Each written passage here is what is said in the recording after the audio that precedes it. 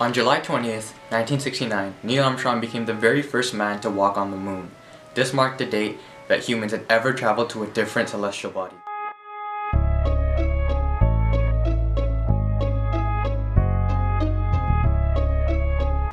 Ever since the dawn of the space program, humans have achieved some amazing things, sending satellites into orbits, the lunar landings, and sending probes past our solar system.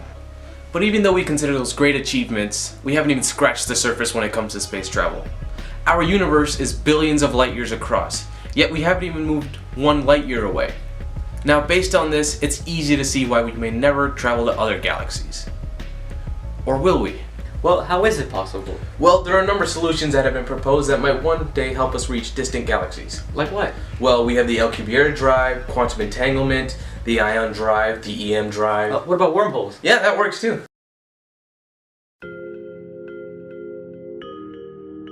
What is the Alcubierre drive? Imagine traveling through space without actually moving. Sounds weird, right? Well, it is. The Alcubierre drive is a method of space travel unlike anything we've ever seen before. It works by manipulating the space around you. Now, more specifically, it contracts the space in front of the spaceship while expanding the space behind the spaceship. Now, this sort of creates a bubble around the ship which pushes it forward. The Alcubierre drive has the possibility to go faster than the speed of light, but it's powered by negative energy, which is a theoretical concept in itself. So what are the applications of the Alcubierre drive? Well, using current technology, it would take us millions of years to get to even the closest star system. Now, even if we could travel at the speed of light, which by the way is 300 million meters per second, a spacecraft traveling that fast would take over 4 years to get there. Now, using the Alcubierre drive, we could get there in a matter of weeks. Well, how is it possible to move faster than the speed of light? Well, as far as we know, we can't. That's okay. This drive doesn't move faster than the speed of light. Space itself does. Space is dynamic. There's no limit to how fast we can move it.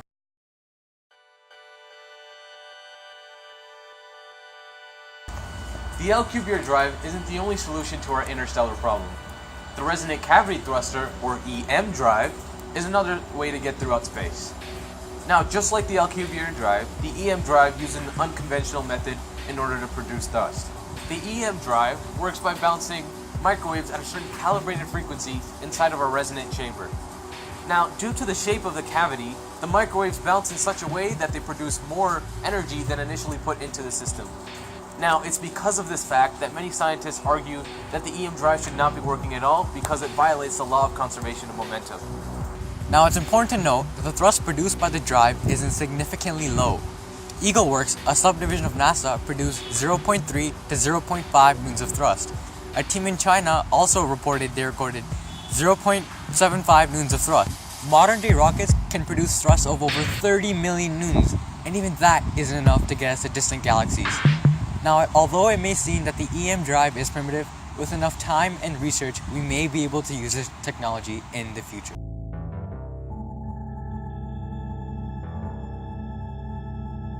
The ion drive is a form of electric propulsion that creates thrust by accelerating ions. The ion drive is very promising due to its efficient use of fuel. The way NASA's ion thrusters work is by using a 2-electrode system. An upstream electrode called the screen grid, which is charged highly positive, and the highly negative charged downstream electrode called the acceleration grid. Due to the fact that the ions are generated in a region of high positive and the acceleration grid being the high negative, the ions are attracted towards and are focused out of the discharge chamber, creating thousands of ion jets. The thrust force is created between the upstream ions and the accelerator grid. Ion thrusters are capable of propelling a spacecraft up to 90,000 meters per second. The only offset being that the thrusters would have to stay operating for a long time.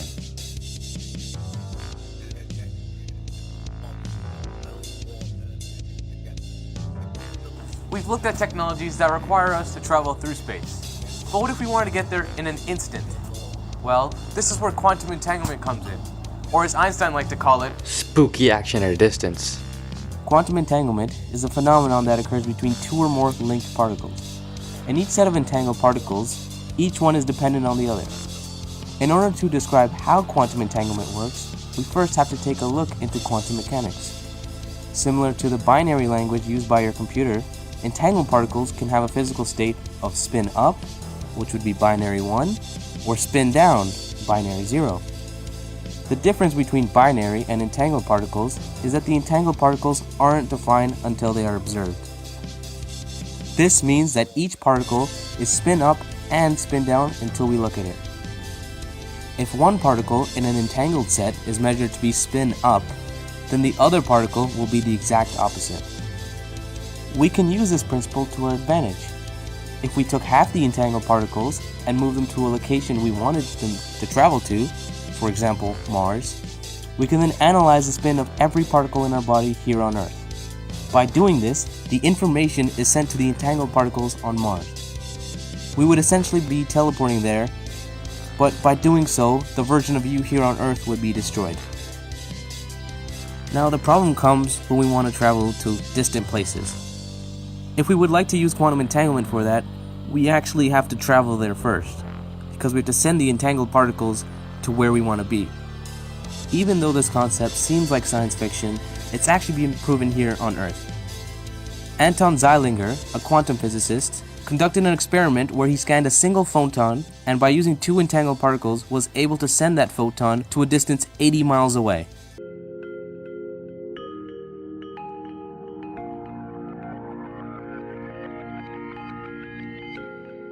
Now let's take a look at possibly the most familiar type of interstellar space travel, wormholes.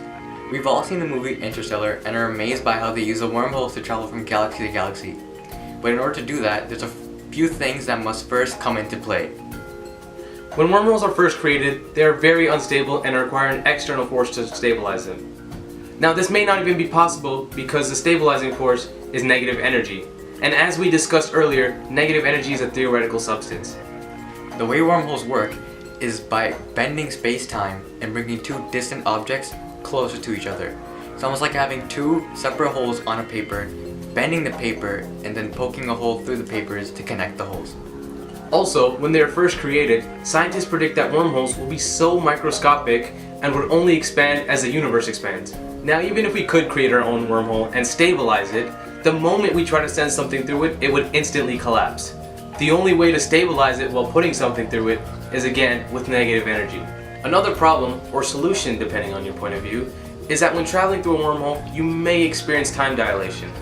Now this is the same time dilation you would experience if you were near a big gravitational force, such as a black hole. Now, say for instance, your journey in the wormhole lasted 3 days.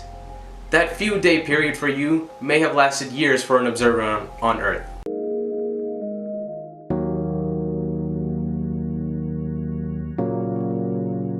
Now we've looked at all the possibilities for interstellar space travel, but the sad truth is, it'll take a very, very long time to actually implement them. A scientist by the name of Andrew Kennedy theorized the weight calculation. It uses the world's global GDP and how fast technology is advancing to predict how long humans will actually start using interstellar space travel. And its prediction is it'll take over 1,000 years. The weight calculation does not take into consideration the difficulties that we come across in space.